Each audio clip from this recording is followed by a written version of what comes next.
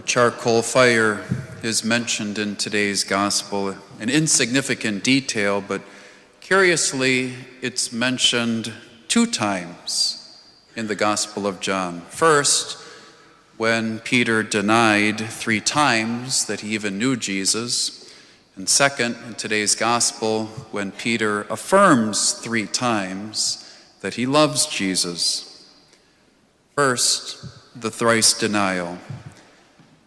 This is the Simon Peter who swore at the Last Supper to stand by Jesus' side, even to die for him, even if everyone else at the table abandoned him. But at a charcoal fire, just a few hours later, he couldn't withstand the pressure of a servant girl who identified him as a disciple of Jesus. He swore under oath on the holy name of God never to have known Jesus. And at that time, that moment, the prophesied rooster crowed, and Jesus looked for Peter, and their eyes met from across the courtyard. Jesus didn't turn away. He looked for Peter and loved him. Simon Peter, his brash ego humiliated, wept bitterly and fled the courtyard with its charcoal fire. And just weeks later, after the resurrection, as we heard in today's gospel, Jesus directs 7 apostles into a miraculous catch of fish. He has also prepared a charcoal fire for breakfast and invites Peter and the others. Peter is by a charcoal fire again. Jesus' love for Peter will humble Peter even more. It's interesting to note how Jesus addresses Simon Peter as Simon, not as Peter. Peter means rock. Peter is now a broken man in need of forgiveness and healing. Jesus calls him by his old name, Simon, son of John, do you love me more than these?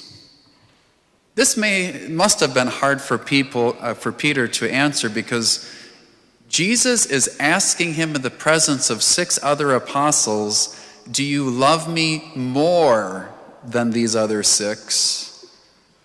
And at the Last Supper, in front of the 12, Peter had said, Lord, even if they all abandon you, I will not abandon you. Simon, son of John, do you love me more than these? Now, Peter is thinking, oh, I claimed to, hadn't I? This question is made more difficult than it appears because in English we have one word for love. The Greek language in which the Gospel of John is written has at least 4 words for love. And Jesus uses the word agape, the highest expression of love, to love unconditionally, wanting what is best for the other person, no matter what it costs me, even to the point of dying for the other person. Simon, son of John, do you love me unconditionally more than these, willing to die for me? Peter knows that he claimed to, but he realizes now that his love for Jesus isn't that strong. So he uses a different word in his response, a different word for love, the word philios, meaning brotherly love, like Philadelphia, the city of brotherly love. And anyone who has a brother or a sister knows that brotherly love is not perfect, unconditional love, but it is real love. Peter says, yes, Lord, you know that I love you with a brotherly love. Well, Jesus asks the question again, but he lowers the bar a little bit. He says, Simon, son of John, do you love me? He drops the qualifier, more than these. Peter doesn't have to claim a greater love than the rest. But Jesus still asks, do you love me unconditionally? perfectly with agape love. And again, Peter humbly says, yes, Lord, you know that I love you with a brotherly love. Jesus asks the question again, and he lowers the bar even more. He says, Simon, son of John, do you love me with a brotherly love? Jesus doesn't use the word agape. Jesus does not ask if Peter loves him unconditionally. And Scripture says Peter was distressed that Jesus had said to him a third time, do you love me? And he said to him, Lord, you know everything. You know that I love you with a brotherly love. Now, through all of this, Jesus accepts Peter and the limited love he offers. In fact, Jesus empowers and commissions Peter by saying, feed my lambs, tend my sheep, feed my sheep. Jesus will work with Peter. And eventually, Peter will reach agape love. Jesus prophesies, when you were younger, you used to go where you wanted, but when you grow old, you will stretch out your hands, and someone else will dress you and lead you where you do not want to go. He said this, signifying by what kind of death he would glorify God.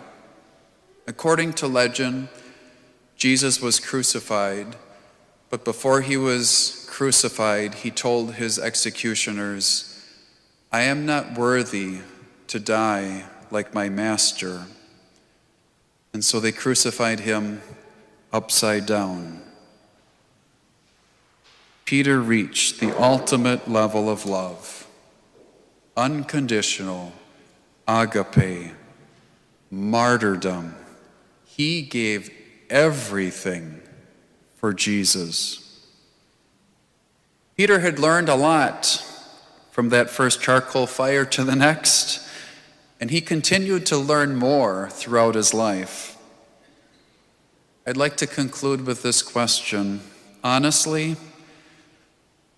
how would we need to respond if we looked Jesus in the eye and heard him ask, do you love me with an unconditional love?